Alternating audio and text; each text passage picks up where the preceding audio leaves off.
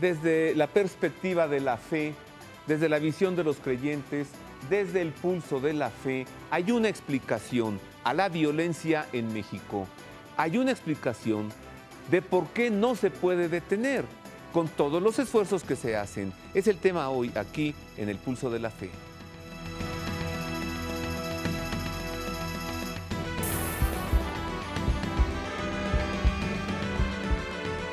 Es el tema de hoy en el Pulso de la Fe. Qué grande gusto saludarle. Gracias por acompañarnos.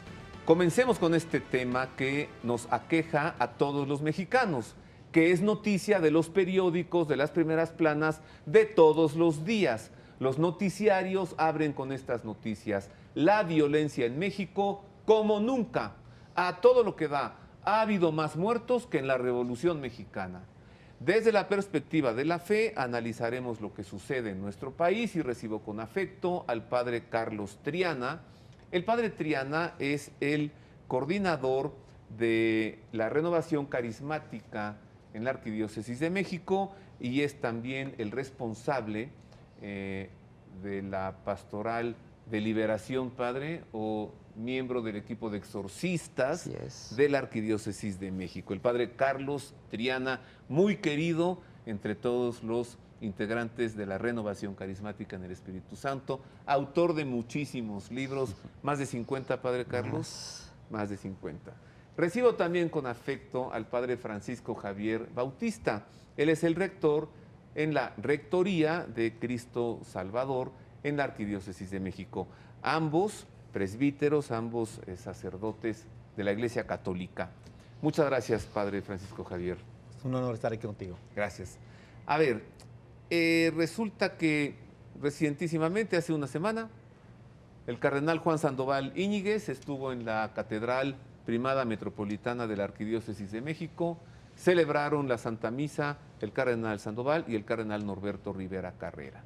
Una cosa extraordinaria. Y después de la misa, el cardenal Sandoval dijo: la causa de la violencia en México es esta. Vea usted, tenemos el recuento, los videos, parte de la misa en catedral y de viva voz. Que sea el cardenal Sandoval quien lo diga y con esto comenzamos. Mire. El domingo 26 de enero, en la Catedral Primada Metropolitana de la Arquidiócesis Primada de México, la Santa Misa fue concelebrada por dos cardenales, el cardenal Norberto Rivera Carrera, arzobispo de México, y el cardenal Juan Sandoval Íñiguez, arzobispo emérito de Guadalajara. Al inicio de la celebración, el cardenal Rivera Carrera le dio la bienvenida. Damos la bienvenida a mi hermano, el señor cardenal, que todos ustedes conocen. Él en este día presenta en nuestra arquidiócesis su último libro, Credo. Bienvenido, señor cardenal.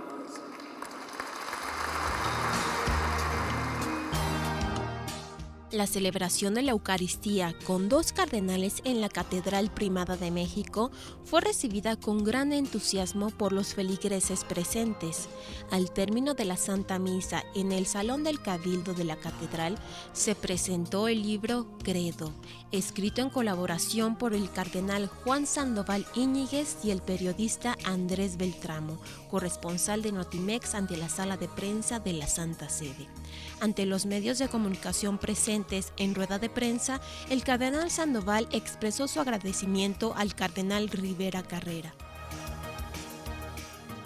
Quiero en primer lugar agradecer a Norberto, mi amigo, mi hermano, por su bondad, su hospitalidad, con celebrar la Santa Misa con él en su catedral y luego prestar este magnífico lugar. Es un museo esta sala de cabildos. El cardenal Sandoval explicó una de las razones por las que ha sido considerado como un obispo polémico. No, yo no soy político, porque no me metí en política, me metí con los políticos para defender la moral natural y la moral cristiana, sobre todo defender la familia, defender la verdad y la familia. Por eso los pleitos, por defender el matrimonio, la santidad del matrimonio, de la familia, de la vida, etcétera. Luego explicó las causas de las demandas que contra él presentó el anterior jefe de gobierno del Distrito Federal, Marcelo Ebrard, quien se mantiene en desacato a la sentencia judicial que le obliga a pagar los costos de los juicios, cosa que no ha cumplido. El caso de Ebrard, y me dijeron, ¿y por qué cree usted que la Suprema Corte aprobó? Pues dije, yo creo que de gratis no, de amigos no, yo creo que los maiciaron. Bueno, ese término me salió así espontáneo, ¿no? Me salió espontáneo. Y ese levantó polémica. Ebrard me dijo que me desdijera, que porque si no iba a demandar. Y no, dije, no, pues ya lo dije. Y lo dicho. Mandó 4 demandas, se le fueron contestando de una por una. La que tenía más sustancia era la primera, que yo al hablar en esa forma me había metido en política y había violado la Constitución y cosas parecidas. La Iglesia Católica tuvo su reconocimiento de parte del Estado mexicano en 1992 y para tener ese reconocimiento presentó su credo y su moral. La Sagrada Escritura, el derecho canónico y el catecismo de la Iglesia Católica de Juan Pablo II. Ahí está contenido el clero y la moral de la Iglesia. Y entonces, en la respuesta a la primera demanda, le mandamos catecismo a Ebrard, un catecismo, ¿verdad?, para que estudiara. ¿Qué dice la Sagrada Escritura del matrimonio? Empezando por aquello que los creó Dios, varón y mujer, y los mandó que se unieran, comenzando por ahí. ¿Qué dice el derecho canónico acerca del matrimonio? ¿Y qué dice el catecismo de la Iglesia Católica? Entonces eso venía unas buenas páginas de catequesis. Si el gobierno aceptó que esa era la moral y el credo de la Iglesia Católica cuando la reconoció, entonces si yo defiendo y propago eso que está ahí escrito, no falto, porque desde el 92 el gobierno lo aceptó. Bueno, las 4 demandas, como decía el padre Valdemar, se ganaron. No ha pagado, espero que pague. No es para mí el dinero, yo no quiero centavos de esos, pero hay muchos pobres, los pasaremos a los pobres para que en algo se ayuden, ¿verdad? A pregunta de los reporteros, el cardenal Sandoval habló sobre la violencia que se vive en México y explicó las causas que la originan, una de ellas debido al creciente número de abortos que se practican en el Distrito Federal. Yo no quiero juzgar la actuación del ejército y de los grupos o de las autodefensas, porque no me toca a mí, pero algo hay que hacer para remediar este inmenso mal. Hay por allí una conexión, ustedes la deben saber. Hubo un programa en el Canal 40 con Roberto Farril sobre un joven de Michoacán, precisamente de Michoacán, de Morelia, poseído por el demonio, al cual han analizado 5 exorcistas. Y el demonio, o los demonios que habitan en este buen muchacho, en este buen católico, han dicho que la Virgen de Guadalupe les obliga a decir que no se va a poner en paz el país hasta que no se quiten las leyes que aprueban el aborto. Que habrá tantos destrozados por los carteles cuantos son los destrozados en el vientre de su madre por el médico abortista. Créanlo o no lo crean, infórmense, pero así coinciden los números de los 100,000 niños destrozados en el seno de su madre aquí en el Distrito Federal por la ley que aprobó Ebrard, y los destrozados en el país.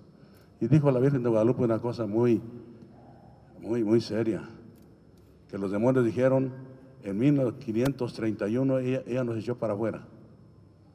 Cuando vino la Virgen nos echó, pero ahora ya volvimos otra vez, porque el asesino del ser humano desde un principio es el demonio.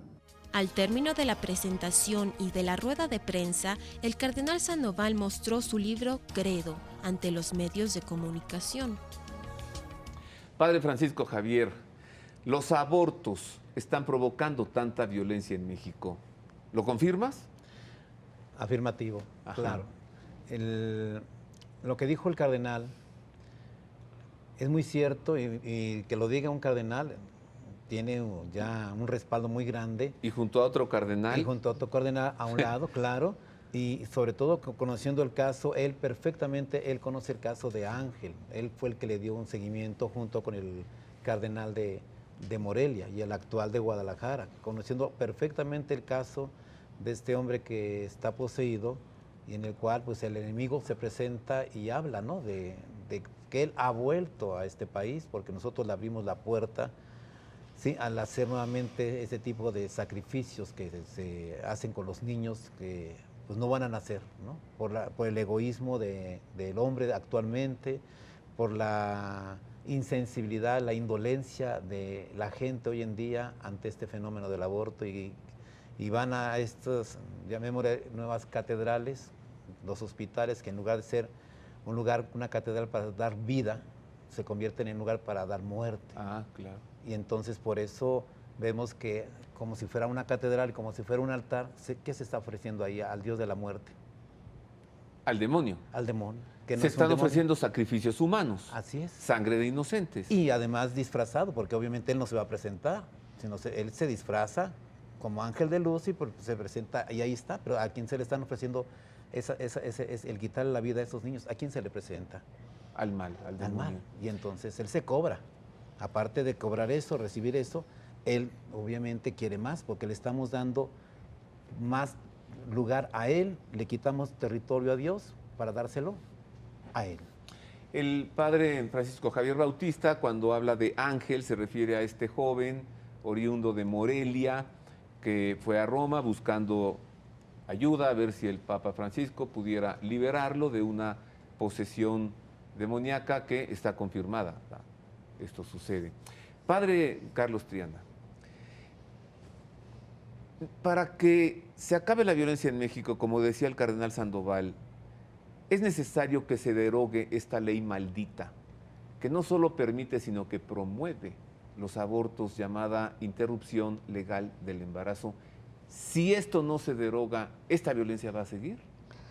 Me gustaría decir, Roberto, que muchos en México creemos que solo las causas de la violencia son de tipo social, económico, política, militar. Pero desde el pulso de la fe, como tú dices, desde la perspectiva de la fe, nosotros creemos que la causa de la violencia también tiene un origen espiritual. Es una problemática espiritual. Detrás de toda esta violencia hay un agente oscuro que se llama demonio. Y ese agente oscuro está polarizándonos porque le interesa dividirnos, le interesa que estemos en violencia, en desamor, en odio. Él es el padre de la mentira, así lo llama Juan 8:44. Si es el padre de la mentira y el homicida desde el principio, es porque le gusta la violencia, le gusta la muerte, le gusta atacarnos, dividirnos. Entonces yo creo que hoy esa ley del aborto es verdaderamente una estrategia de Satanás, que es padre de la muerte, homicida desde el principio, ama la muerte, diferente a nuestro Dios que ama la vida. Entonces, si no atacamos todas esas leyes de muerte y todas esas estrategias de muerte que hay en nuestra cultura actual, le estaremos abriendo el campo a Satanás para que siga obrando y para que siga polarizándonos y generando toda esta violencia que está tan actual en nuestro país. Los abortos son una pequeña parte. Una pequeña parte. De esto, vamos, voy a suponer, clínica, médicamente, si alguien tiene un tumor en el cerebro, comienza con dolores de cabeza. Si se toma un medicamento, se le quita el dolor de cabeza, pero el tumor ahí sigue. Y lo que se ve de ese tumor es el dolor de cabeza, a menos que continúen otros estudios. De esta violencia en México, lo que se ve son los muertos, los crímenes, los asesinados, el narcotráfico, etcétera. Y los abortos son una muestra, ¿sí? Como el dolor de cabeza, ¿sí lo ve? Y es una legalización del mal y de la muerte. Es hacer una estructura de muerte que se ve como legítima, a la que todo el mundo puede acceder sin ningún compromiso moral. Entonces, es una verdadera situación dolorosa que tenemos que atacar y tenemos los cristianos que gritar que estamos en contra de esa ley del aborto y formar a nuestros cristianos para que nunca practiquen esta cosa. Pero hay mucha gente que no cree en el demonio, padre Francisco Javier. Los no creyentes en Dios, bueno, pues tampoco. Aunque algunos sí, ¿no? Hay quien no cree en Dios, pero sí cree en el demonio. Pero también hay creyentes que piensan, esto del demonio fue una explicación de la Edad Media y está superado, el demonio no existe, no es una criatura actuante. ¿Usted qué dice? Que, bueno, primero el Papa Pablo VI lo dijo claramente en dos momentos, en junio y en noviembre de 1972, en donde él afirmó y dijo que dentro de la estrategia de Satanás, dice, el mayor logro que él ha hecho en el siglo XX es hacernos creer que no existe y que entró humo dentro de la iglesia para confundir todo dentro de la iglesia. Y por eso es que hoy estamos viviendo esta situación, de este fenómeno en que muchísima gente piensa que el demonio no existe y piensan que es un invento de la iglesia o que solamente es un personaje bíblico para representar el mal. Pero en realidad el magisterio de la iglesia, el catecismo de la iglesia siempre ha creído realmente quién es el demonio, que es el enemigo de Dios, que es un ser real y que actúa de una forma tan inteligente, estableciendo una serie de estrategias. ¿Para qué? Para derrumbar en primer lugar a la iglesia, ¿verdad? Y acabar con el mundo entero. Quienes acuden con hechiceros, con brujos, quienes consultan la astrología, etcétera, ¿qué no saben que todo esto tiene un origen demoníaco? ¿Lo hacen inocentemente o hay quien lo hace sabiendo que está estableciendo una alianza con el mal? Hay de todo. Hay quienes no lo saben y son víctimas de su ignorancia, digamos así. Pero hay quienes son conscientes de que se están metiendo en terrenos satánicos y lo hacen con conciencia y adrede. Pero yo quisiera decir también, complementando lo que dijo el padre Francisco Javier, que Pablo VI lo dijo categóricamente: el que niegue la existencia de Satanás se aparta de la Sagrada Escritura y del magisterio de la iglesia. O sea, todo sacerdote, obispo, laico que diga que el demonio no existe o que es un simbolismo simplemente, se está apartando de la revelación de la Sagrada Escritura y del magisterio de nuestra iglesia. La existencia del demonio como criatura es una verdad de fe. ¿Qué diferencia hay con un dogma de fe? Hay verdades de fe que no están señaladas como decreto de dogma. Ajá. Por ejemplo, la existencia de Dios. No hay un dogma que diga que Dios existe desde cuándo. Eso es un dato de fe que nos lo da la revelación de la Sagrada Escritura. En ese mismo sentido, la revelación de la Sagrada Escritura nos dice que existe el demonio, pero la Iglesia no se ha puesto a hacer un dogma sobre el demonio como hizo sobre el dogma de la Inmaculada Concepción. Entonces, la revelación misma es el gran documento de los dogmas de fe de la Iglesia. Podemos decir que lo que encontramos en el Catecismo de la Iglesia Católica es magisterio, es enseñanza de algo que es verdad. Es verdad. ¿Sí? Que debemos creer. ¿Qué saben ustedes de esta, pues diría, anécdota que en alguna ocasión reunido el cardenal Joseph Ratzinger como prefecto de la Sagrada Congregación para la Doctrina de la Fe con un grupo de teólogos le cuestionaron sobre la existencia del demonio y le preguntaron sobre algunos textos, algunos escritos bíblicos que diesen verdaderamente pruebas de ello, y que el cardenal Ratzinger les dijo, ¿cómo no? Con mucho gusto anoten, miren, este libro se llama La Biblia. ¿Saben de eso? Sí, sí. ¿Así Excelente, sí, así fue. Sí, así. Excelente. Partimos entonces de que el demonio es una criatura, existe, es un ser actuante, busca el mal, busca la destrucción de las personas. México ha sido infestado de demonios, lo podemos asegurar. Claro que sí. A partir de una permisividad en la práctica y en la promoción de los abortos. Los demonios lo están entendiendo como un sacrificio humano que regresa a México después de que en 1531, con el acontecimiento guadalupano, la Virgen María, Madre de Dios, expulsó a estos demonios que tenían infestado a México. Voy a hacer una pausa breve, regreso, pero dejo la pregunta en la mesa. ¿México está infestado de demonios acaso? ¿Esta es la causa de tanta violencia? ¿Y qué es lo que tenemos que hacer? Regreso también para explicar en qué consiste el ministerio de los exorcistas, porque no se limita a la práctica del exorcismo mayor, sino a mucha prevención. Esto y más al volver.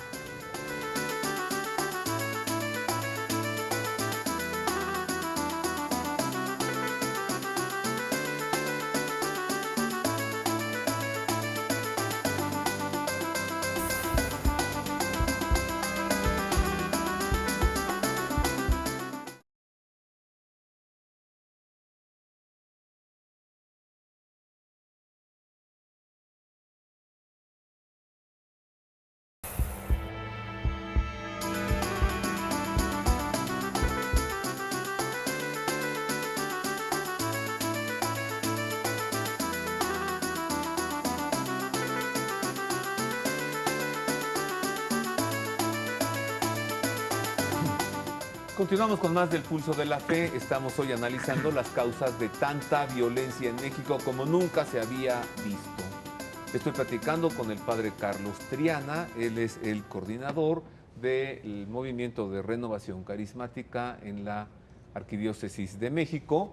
Es también miembro de la coordinación de exorcistas también en esta arquidiócesis.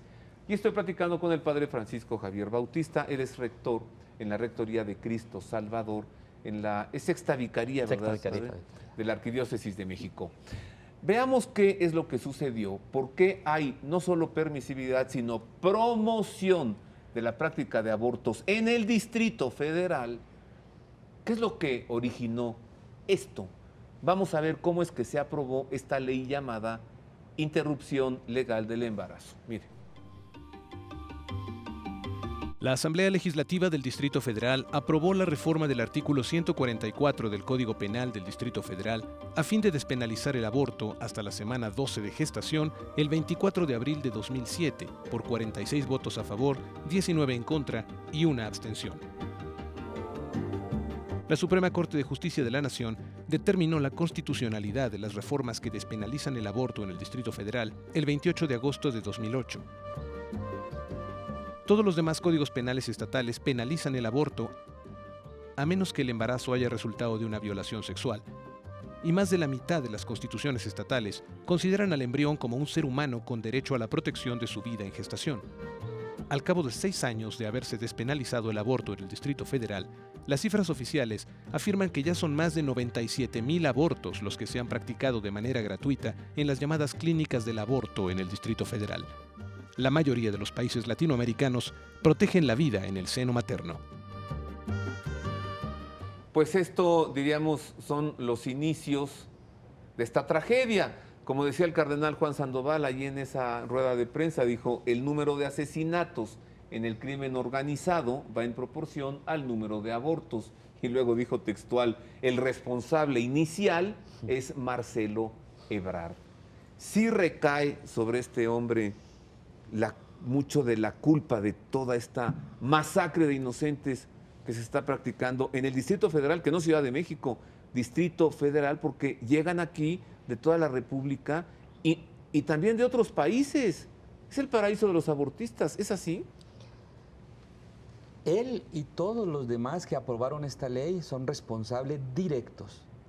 A mí me llama mucho la atención el caso del presidente de Ecuador, que siendo izquierdista, fue uno Rafael Correa, fue uno de los que aprueba todas esas leyes contra muchas cosas, pero contra el aborto se opuso él personalmente.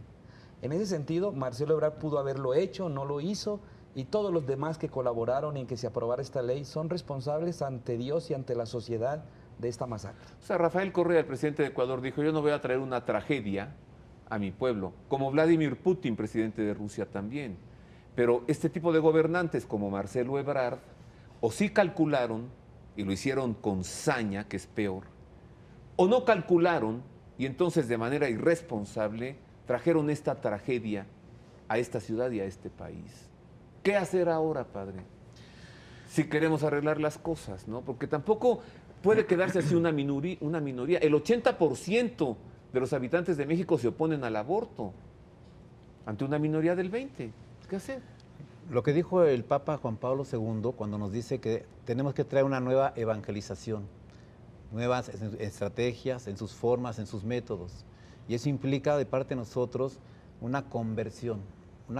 Si no hay conversión de parte de todos los integrantes de la iglesia, de corazón, una conversión de corazón, una conversión de las estructuras que tenemos dentro de la iglesia, una conversión de la pastoral, no podremos eliminar esta y otras leyes más que se han impuesto en la Ciudad de México, más la que viene. ¿Sí? Tenemos que tener una conversión directamente de nuestro corazón para que podamos ir rechazando todo aquello que se opone a la vida. Dios dice, yo he venido para que tengan vida y la tengan en abundancia, mientras que el enemigo viene a quitarla. Y entonces, ¿a quién se le está ofreciendo entonces culto, de forma directa o indirecta? Entonces, si estamos con Dios, tenemos que promover la vida desde el momento de la concepción hasta su muerte y de forma integral. Sí, mientras que los que promueven este tipo de cosas están promoviendo un culto a la muerte. Por eso es que tiene que haber una conversión, y eso implica evangelizarse, implica acercarse a Dios y devolverle a Dios lo que le pertenece. Este lugar, esta patria le pertenece a México, pero cada vez que se le está dando culto al enemigo, se le está dando más terreno, y por eso entonces el terreno va ocupando ese lugar, y entonces por eso ya podemos llamar está infestado, porque quitamos a Dios de su lugar y se lo dimos al otro. ¿Qué no está desproporcionado los hombres que buscamos el bien con los que buscan el mal? Concretamente, que no hay muy pocos exorcistas para tantos satanistas y brujos y hechiceros. Hay muy pocos sopilotes para tanta podredumbre del mundo.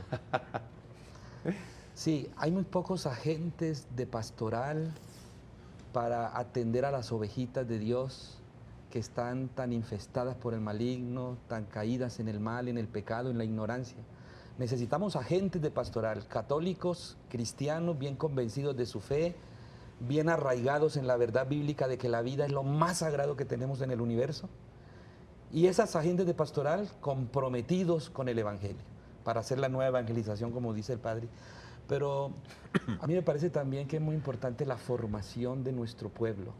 Si tuviéramos un pueblo más formado cristianamente, evangélicamente, tendríamos un pueblo muy fuerte contra estas leyes.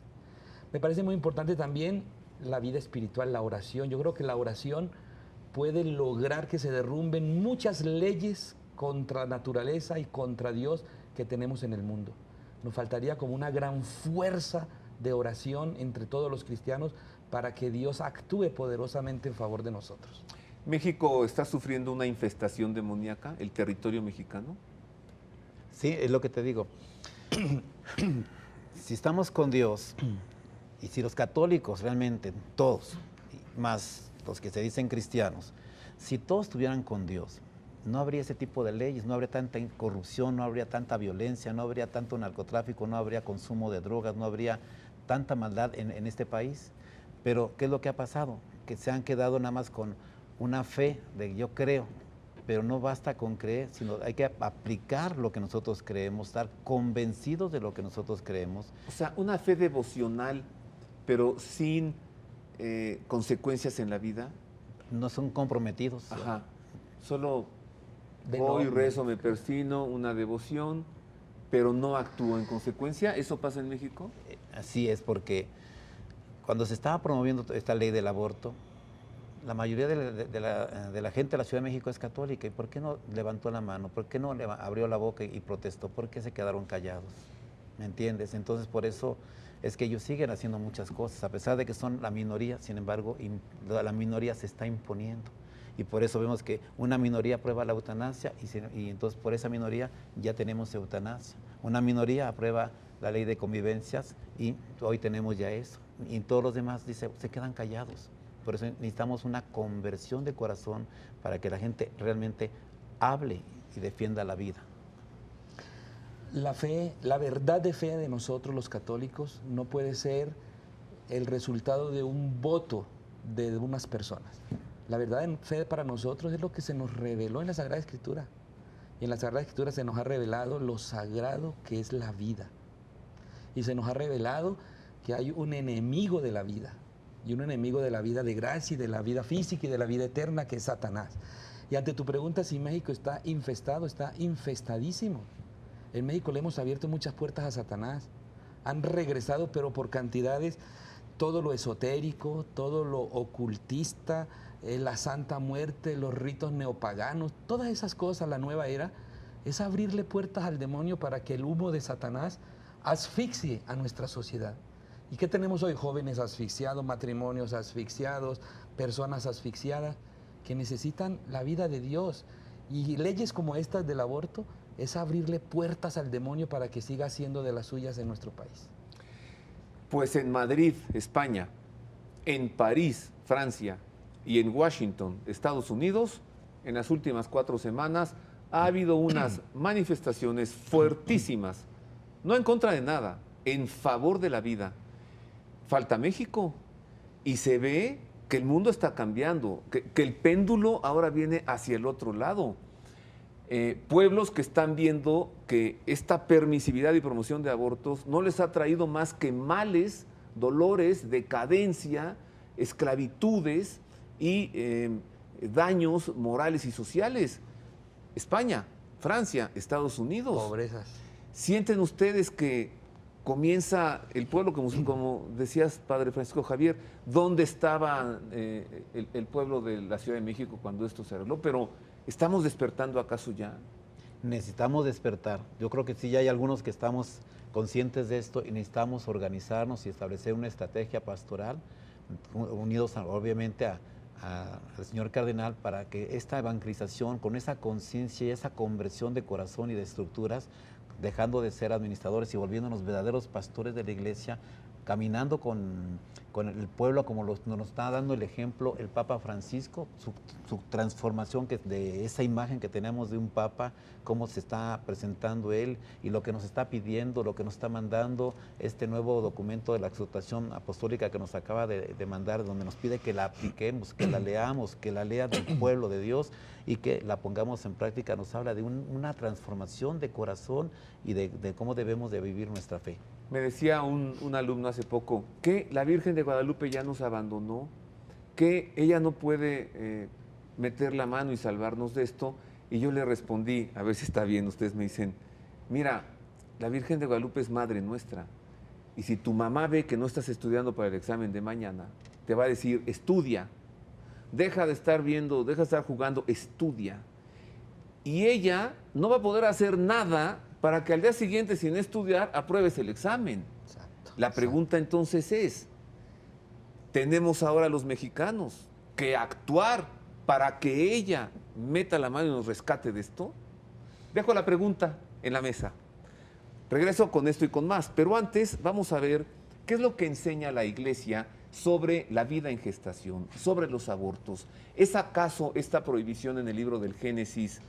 El hombre ha comido del árbol de la sabiduría, del bien y del mal. No vaya a venir ahora a comer del árbol de la vida. ¿Estamos hablando acaso del árbol de la vida? Si es así, la Iglesia lo sabe. Y por eso tiene tantas precauciones hacia esto de la manipulación de la vida. ¿Qué enseña la Iglesia? Mire usted. La fe en Jesucristo enseña que la vida humana debe ser respetada y protegida de manera absoluta desde el momento de la concepción. Pues desde el primer momento de su existencia, al ser humano se le deben reconocer sus derechos de persona, entre los que está de manera fundamental su derecho inviolable a vivir.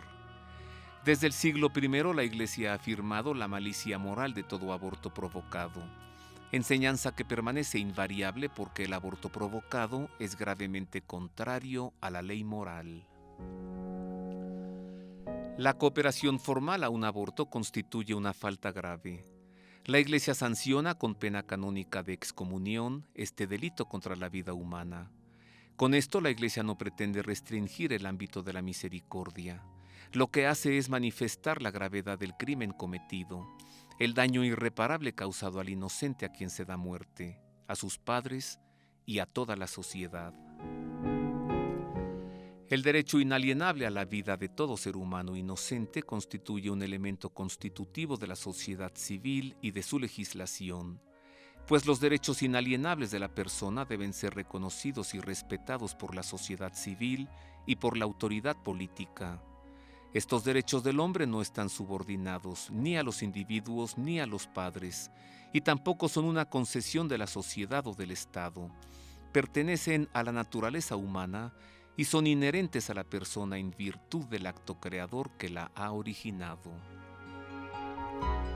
Cuando una ley priva a una categoría de seres humanos de la protección que el ordenamiento civil les debe, el Estado niega la igualdad de todos ante la ley, y cuando el Estado no pone su poder al servicio de los derechos de todo ciudadano, y particularmente de quien es más débil, se quebrantan los fundamentos mismos del Estado de Derecho.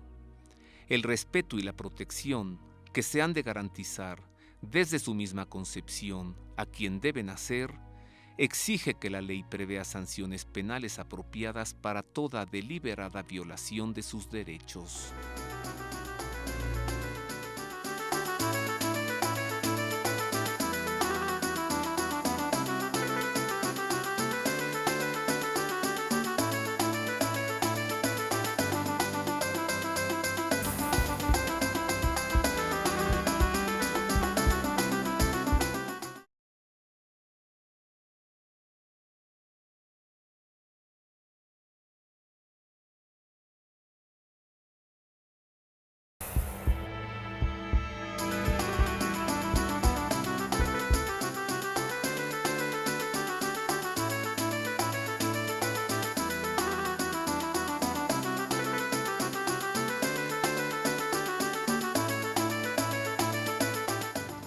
Continuamos con más del Pulso de la Fe. Estamos viendo objetivamente desde la mirada de la fe cuáles son las causas de tanta violencia en México.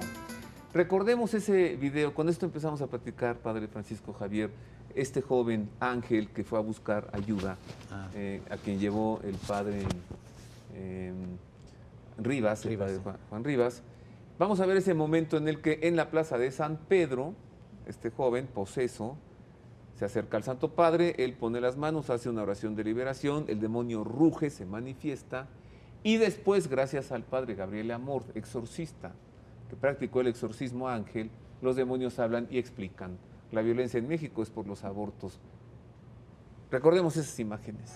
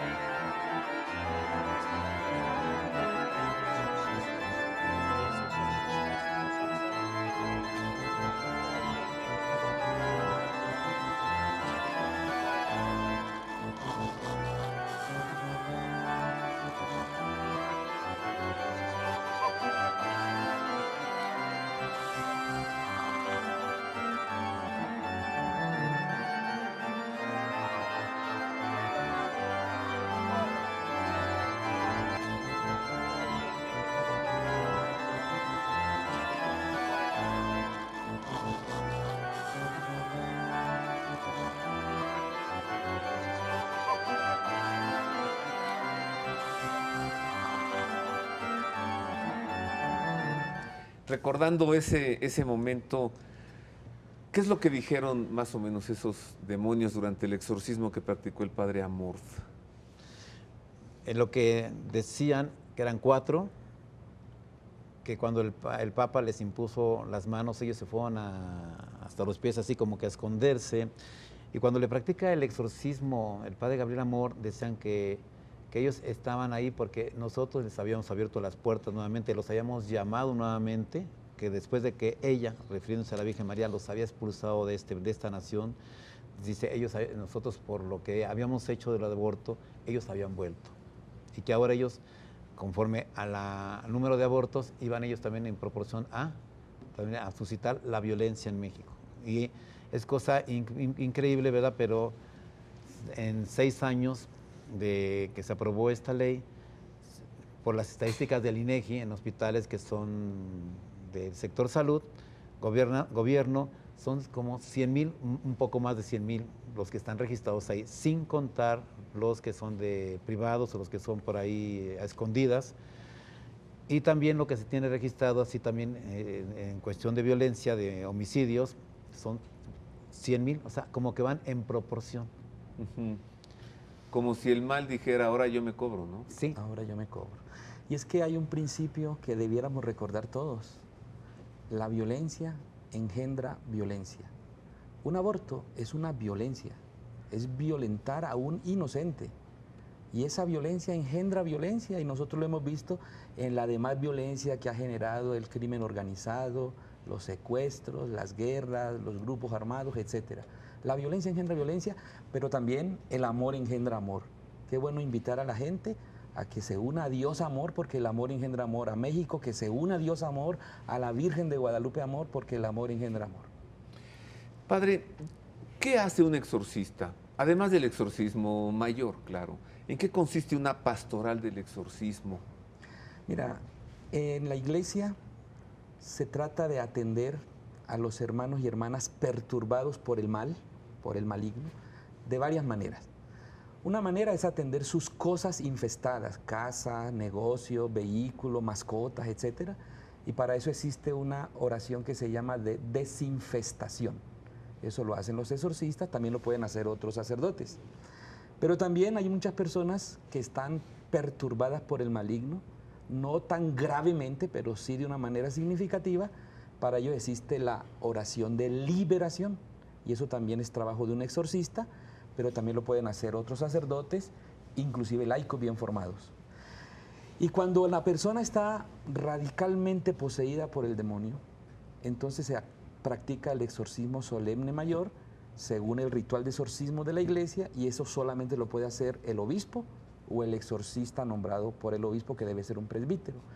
Pero además de esas prácticas litúrgicas o de oración pastorales, el exorcista tiene la tarea de formar en los temas demoníacos, demonología, al pueblo de Dios, para prevenirlo contra las acechanzas del maligno. ¿Se hace algo como prevención? En una pastoral de exorcismo, ¿se previene a los fieles, al pueblo, de acudir con hechiceros, con brujos, con la ouija, con cosas esotéricas, con el culto a la mal llamada Santa Muerte? ¿Hay una prevención también? Sí, en las iglesias, a través de la homilía, a través de los cursos de evangelización, a través de los retiros carismáticos, donde se tiene que renovar nuestro bautizo, ahí se habla sobre ese tema. El segundo tema siempre se habla del pecado, y en el pecado, que es un tema muy amplio, hay una parte que se refiere a todo este fenómeno de las obras de Satanás, la brujería, la santería, el espiritismo, muchas prácticas de la New Age que están muy latentes, muy de moda, etcétera. Se hace todo ese tipo de evangelización para que la gente conscientemente renuncie a Satanás, y a la vez esta gente evangelizada se convierta en evangelizadora, para que también eso se vaya extendiendo y la gente entonces con más conciencia y siendo más, se vaya retirando de este tipo de prácticas y creencias. ¿Es posible hacer una oración de liberación sobre un pueblo, una ciudad, un estado, un país? ¿Es posible exorcizar un territorio, un país? ¿Se han dado casos de infestaciones de pueblos, de naciones anteriormente? Es posible orar por siempre, por todo mundo. Una oración de liberación es una intercesión a Dios para que libere de los ataques del enemigo a una familia, a un grupo, a una comunidad, a un país. Se puede hacer. Un exorcismo directamente no, porque el exorcismo requiere que previamente estemos seguros de que hay una posesión total del demonio en una persona o en un grupo. Eso es muy difícil discernirlo como posesión total. Pero decimos, México está infestado por el enemigo. Nosotros vamos a tener una noche de oración, de intercesión, el 26 de abril, vísperas de la canonización de San Juan Pablo II y San Juan XXIII. Y la idea es esa noche pedir la intercesión de Juan Pablo II, que amó tanto a México, para que ya santo, cerquita de Dios, interceda por nosotros y nos libere de la violencia a Dios, y nos libere de estas leyes de muerte que están haciéndole tanto mal a nuestro país. Entonces va a ser una noche prácticamente de desinfestación de nuestro país. Pues me recordó la expresión de Juan Pablo II, que ningún mexicano se atreva a vulnerar el don precioso y sagrado de la vida en el seno materno. Tenemos esa cuenta pendiente con el Santo Padre Juan Pablo II. Padre Carlos Triana, Padre Francisco Javier, una conclusión en medio minutito cada uno de ustedes. Bueno, la invitación a todo el pueblo de Dios para que a través de este programa, con lo que hemos hablado, que tomen conciencia verdaderamente del don precioso de la vida, lo maravilloso que es existir, vivir, conocer, amar. Que mucha gente sí entienda, si nuestros papás hubieran pensado como hoy la gente piensa, mucha gente piensa hoy, los que somos 3, 4, 5, el octavo hijo, como yo, no hubiéramos llegado aquí si hubieran caído en este tipo de prácticas abortistas. Y que nadie se arrepiente de tener hijos. De lo que se pueden arrepentir es de no haberlos tenido. Padre Carlos Triana. Yo quisiera invitar a todo el mundo a que crean el Dios de la vida. Nuestro Dios es un Dios de vida. A que no teman al ataque del enemigo, de Satanás, que está haciendo y deshaciendo, pero no temamos. Ya sabemos que Cristo lo venció. Lo que falta es que nos unamos todos a Cristo, el vencedor del maligno. Pues lo que me resta es agradecerle mucho al Padre Carlos Triana, al Padre Francisco Javier Bautista, que nos hayan hablado de esto abiertamente. Lo demás pues ya depende de cada quien. Se lo hemos dado a conocer, ahora usted lo sabe. Oraciones y sobre todo pues trabajar para que esto termine, ¿no? Gracias. Bendiciones. Gracias. Vamos ahora con Vatican News. Nos enlazamos con los servicios informativos del Vaticano para entregarle a usted el resumen, el recuento de la actividad del Papa Francisco durante esta semana. Enseguida le presentamos el resumen informativo de la actividad del Papa Francisco durante la última semana del mes de enero de este año 2014. Sea usted bienvenido a la información. Comenzamos.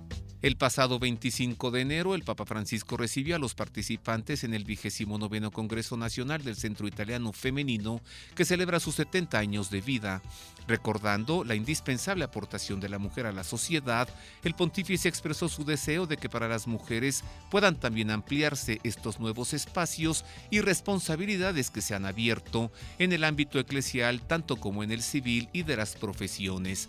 Y sin embargo, no puede olvidarse el insustituible papel de la mujer en la familia. Durante el rezo del Ángelus, el domingo 26 de enero, el Papa recordó que Jesús, al comenzar su misión desde Galilea, una zona periférica de frontera, nos enseña que la buena noticia no está reservada a una parte de la humanidad. Es para comunicarla a todos, porque nadie está excluido de la salvación de Dios. Después pidió oración por Cocò Campoloño, que con 3 años fue quemado en el coche en Cassano allo Jonio, en Calabria, por el crimen organizado junto a su abuelo, y por los autores del crimen para que se arrepientan y se conviertan al Señor. En la despedida saludó a los jóvenes de la Acción Católica de Roma en la plaza con motivo de la Caravana de la Paz. 2 de ellos, junto al Papa en la ventana, liberaron 2 palomas, símbolo de la paz.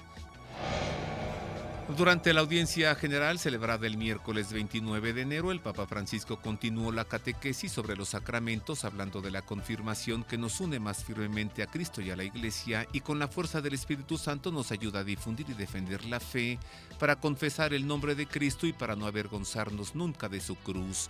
Por esto es importante que los jóvenes reciban la confirmación y no se queden a mitad del camino.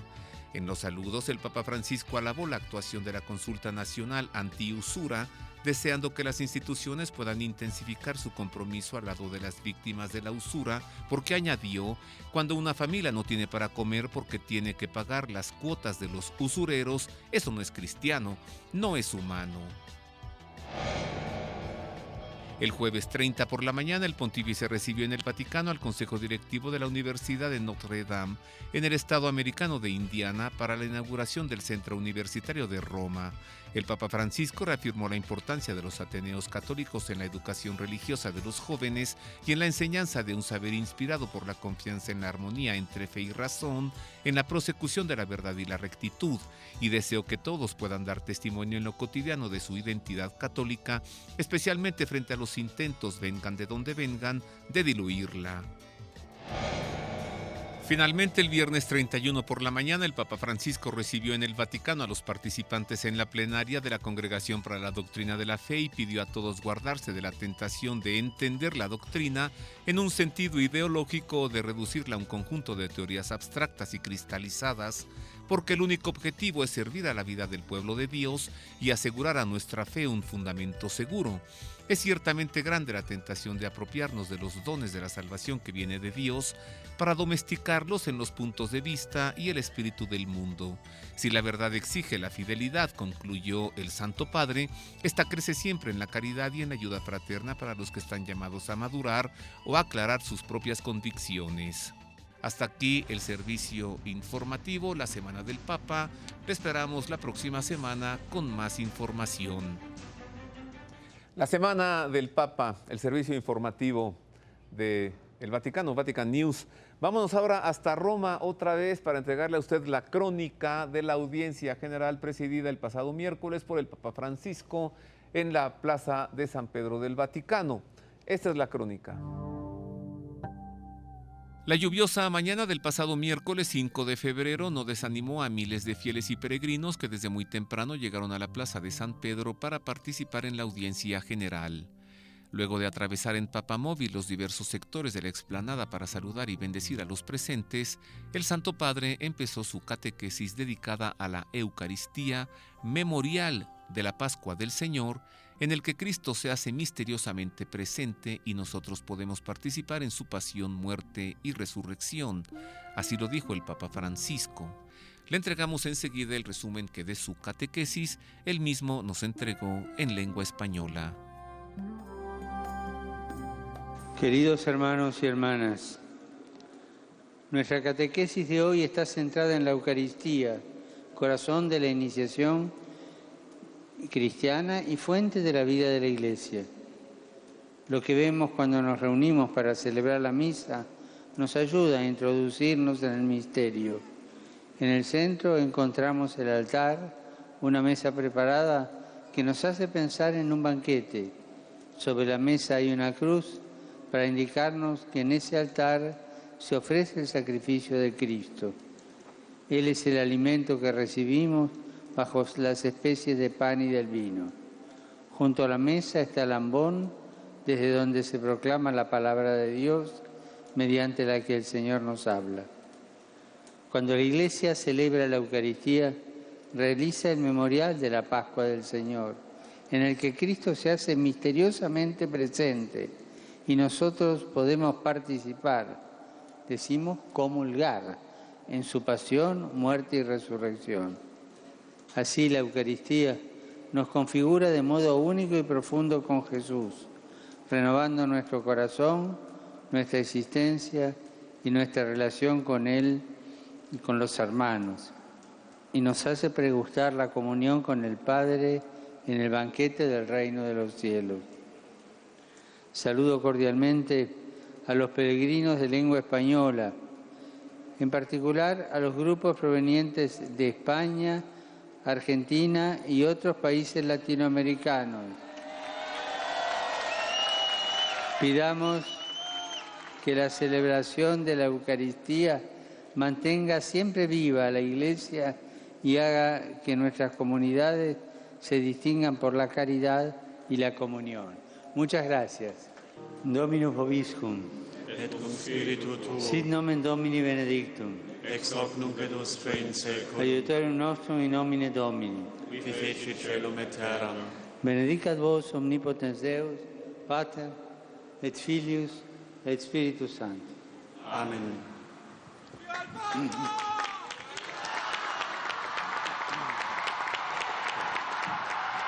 La catequesis del Santo Padre durante la audiencia general y, como siempre, al terminar, la bendición apostólica, válida, le recuerdo, por la televisión, como tantas veces lo dijo Juan Pablo II y Benedicto XVI, para quien de corazón quiere recibir la bendición apostólica a través de la radio y de la televisión. Con esto nos vamos. He terminado por ahora este programa. Es un grande gusto servirles, se lo aseguro, y hablar en la televisión de lo que nadie habla. Agradezco mucho a Dios que nos permita hacer esto. Gracias, un gusto servirle. Un saludo grande pues para todo nuestro querido público, particularmente para quien nos ve en Reynosa, Tamaulipas, a través del canal 12.2 de alta definición. Continúe en la programación de Proyecto 40. Tenga una feliz semana. Dios le guarde. Gracias.